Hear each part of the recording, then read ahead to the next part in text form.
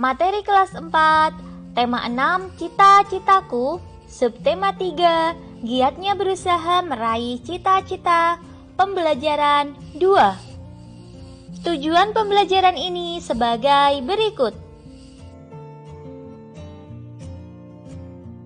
Perhatikan gambar berikut. Pernahkah kamu menemui anak-anak yang bekerja menjadi pemulung seperti pada gambar tersebut? Pernahkah kamu berpikir mengapa mereka bekerja di usia muda mereka? Tahukah kamu bahwa beberapa anak pemulung tetap bersekolah? Mereka memiliki cita-cita juga seperti kita. Bahkan, ada beberapa pemulung yang telah mencapai cita-citanya dengan gemilang. Berikut ini cerita tentang pemulung yang mencapai cita-citanya dengan gemilang. Aku sarjana pemulung. Namaku Wahyudin, biasa dipanggil Wahyu. Aku anak pasangan buruh tani. Aku tinggal bersama kelima saudara tiriku dan 2 adikku, selain orang tuaku. Karena kemiskinan, tidak ada satupun dari kakak tiriku yang dapat menamatkan sekolah dasarnya. Aku pun terancam demikian, karena kami tidak punya uang untuk sekolah. Tetapi aku bertekad, aku harus sekolah. Saat subuh, aku pergi mengumpulkan sampah plastik dan kardus untuk dijual. Pekerjaanku ini disebut pemulung. Aku adalah seorang pemulung. Hasil dari memulung digunakan untuk membayar uang sekolahku. Aku memulung sejak usia 10 tahun pada saat aku duduk di kelas 4 SD.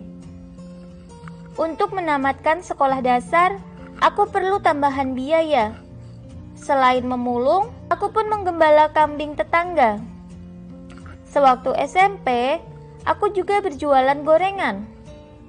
Apapun kulakukan agar aku dapat sekolah. Pada saat SMA, aku menjalani 7 profesi sekaligus agar aku tetap sekolah. Tetapi meski demikian, aku selalu dapat menjadi juara di sekolahku. Pada tahun 2013, aku telah menyelesaikan kuliahku di Jakarta dengan tetap menjadi pemulung.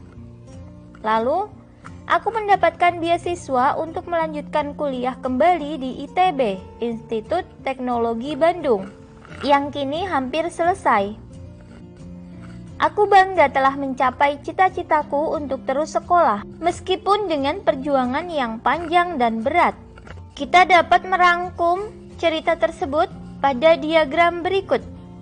Cita-cita Wahyudi yaitu ingin terus sekolah. Hambatan yang dihadapi oleh Wahyudi adalah kemiskinan, tidak punya uang untuk biaya sekolah. Kemudian, sikap yang dimiliki oleh Wahyudi ini yaitu pantang menyerah, bertekad kuat, dan bekerja keras. Usaha yang dilakukan oleh Wahyudi yaitu memulung, menggembala kambing tetangga, serta jualan gorengan. Karena usaha dan kerja kerasnya, Wahyudi selalu menjadi juara dan dapat terus sekolah. Tekad yang kuat diiringi usaha yang keras akan membuahkan hasil yang diinginkan dalam menggapai cita-cita. Selanjutnya, mari kita baca puisi berikut. Sahabatku seorang pemulung. Ciptaan De Caritas. Tangan-tangan kecilmu begitu lincah, mengais dan memilah sampah rumah. Kamu mencari plastik, bahkan kertas dan kardus. Berbekal karung dan tongkat kecil, kamu mencari dan menemukan barang-barang yang telah dibuang pemiliknya. untuk ditukarkan kepada para pengepul. Aku mengagumimu, sahabatku. Kamu tidak pernah menyerah. Kamu tidak pernah mengeluh. Kamu selalu bersemangat. Semoga kamu dapat mencapai cita-citamu. Seperti aku pun berjuang untuk itu. Mari kita saling mendukung untuk menjadi yang kita mau. Bacalah kembali puisi sahabatku seorang pemulung di dalam hati. Tentukan tanda jeda untuk menentukan waktu berhenti lama dan berhenti sejenak. Bacakan puisimu kepada teman sebangkumu. Minta temanmu untuk menyimak cara membacamu dengan menempatkan tanda jeda yang sesuai. Jika kalian belajar di rumah, kalian bisa minta tolong kepada orang tua atau saudara. Diskusikan pendapat kalian, lakukan secara bergantian. Bacakan puisi tersebut di depan kelas, atau jika kalian masih belajar di rumah, kalian bisa merekam atau memvideo pembacaan puisi kalian. Bacakan dengan lafal yang jelas dan jeda yang sesuai. Banyak usaha telah dilakukan untuk memanfaatkan barang bekas atau tidak terpakai di lingkungan sekitar. Salah satunya dengan mendaur ulang barang-barang bekas pakai yang berasal dari rumah untuk membuat karya seni rupa. Membuat karya seni rupa dengan menggunakan barang bekas adalah hal yang paling mudah untuk dilakukan. Kali ini, kamu akan membuat karya kolase dengan menggunakan bahan kertas koran bekas. Kolase merupakan teknik untuk membuat karya seni rupa dua dimensi dengan cara memotong dan menempel. Bahan yang digunakan terdiri atas berbagai bahan, di antaranya kertas, kain, kaca, logam, kayu, dan lainnya yang ditempelkan pada permukaan gambar. Lakukan langkah-langkah berikut.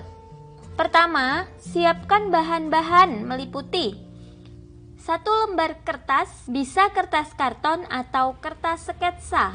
Kemudian lem, gunting, koran bekas, dan gambar. Langkah-langkah membuatnya. Yang pertama, siapkan gambar pola pada selembar kertas. Kemudian, buatlah potongan-potongan bahan yang meliputi koran bekas, kardus, plastik, dan lain sebagainya. Lalu tempelkan potongan-potongan tersebut ke permukaan gambar yang telah disediakan. Berikut ini contoh hasil karya kolase.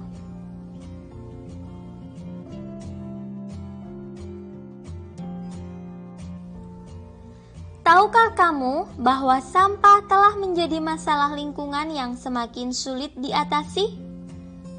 Sampah plastik telah menutupi beberapa samudra dan mengakibatkan kerusakan lingkungan yang serius.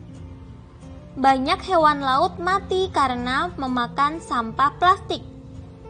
Salah satu cara yang dilakukan masyarakat kini adalah dengan menggalakkan gerakan daur ulang sampah plastik.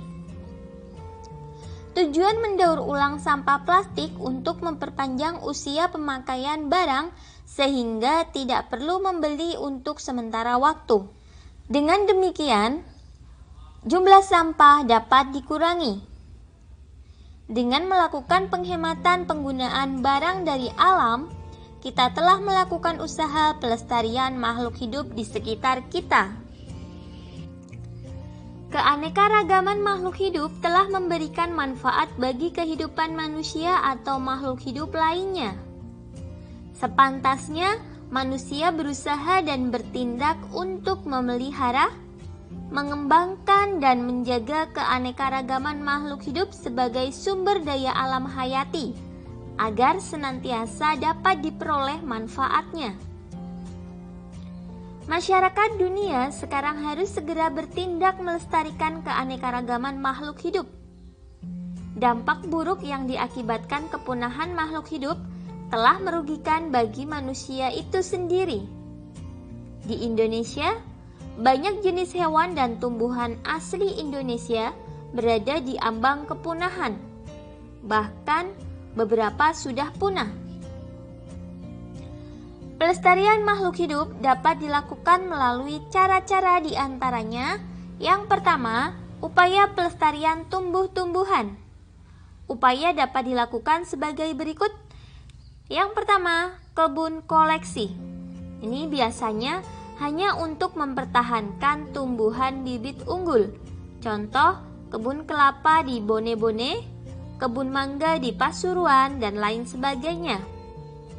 Kemudian, kebun plasma nutfah merupakan perkembangan kebun koleksi. Contohnya, kebun plasma nutfah di Cibinong Lipi dengan buah-buahan inti, talas, dan suwek. Ada juga kebun botani, didirikan pada tahun 1817 di Bogor, terkenal dengan nama Kebun Raya Bogor. Yang selanjutnya, upaya pelestarian hewan. Nah, upaya pelestarian hewan dapat dilakukan melalui berbagai cara, di antaranya yang pertama, menangkar hewan langka dengan cara mengisolasi hewan tersebut. Kemudian, mengambil telur-telur hewan untuk dibantu menetaskannya. Memindahkan hewan langka ke tempat yang lebih cocok. Membuat undang-undang perburuan. Dan menindak tegas para pelanggar dengan memberikan sanksi hukum sesuai hukum yang berlaku. Berdasarkan bacaan tersebut, dan dengan menggunakan berbagai sumber informasi, lakukanlah kegiatan berikut. Yang pertama, carilah informasi sebanyak-banyaknya terhadap usaha pelestarian makhluk hidup. Kemudian, cari informasi apakah ada pelestarian makhluk hidup, baik hewan maupun tumbuhan, yang ada di sekitarmu. Cari tahu kegiatan pelestarian apa sajakah yang telah dilakukan, jenis hewan dan tumbuhan yang dilestarikan, cara melestarikan, dan kapan didirikan. Presentasikan hasil pekerjaanmu dalam bentuk poster. Untuk bekerja sama dengan orang tua, buatlah sebuah kolase bersama anggota keluarga di rumah dengan menggunakan berbagai barang bekas di rumah, seperti koran, majalah, atau kain.